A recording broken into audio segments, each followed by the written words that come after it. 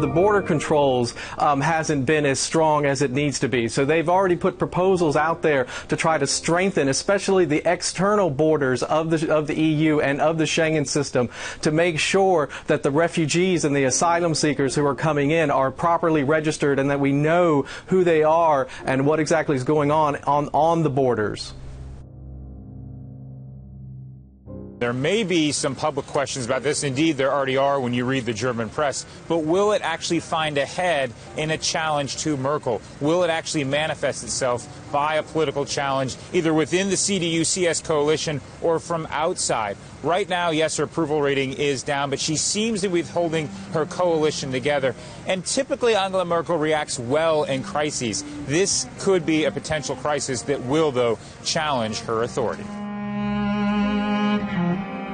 There are some big mutterings now from some of her backbench members of parliament saying that it actually shows up the policy to be a disaster.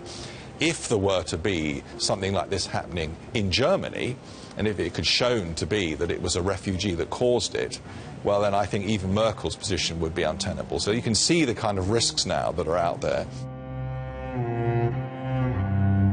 It's only this year that suddenly, because of the number of refugees coming to European borders, there seemed to be a perk up in political interest to do something about it. And I think that to the extent that the Paris attacks can catalyze a united response, particularly bringing Russia back to the table, Turkey, as we know, because of the refugee flow, despite having been ostracized, has already been brought back into the mainstream discussion with the deal on refugees. The biggest existential threat to the euro probably that we've seen so far would be a Le Pen presidency in 2017.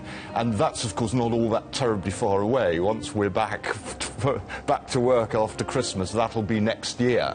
And whilst that's still not the most likely outcome, of course, it's an rapidly increasing probability, and again, rightly or wrongly, this kind of horrific event does play into the hands of the right and play into the hands of anyone who's focused on immigration as a central part of the debate.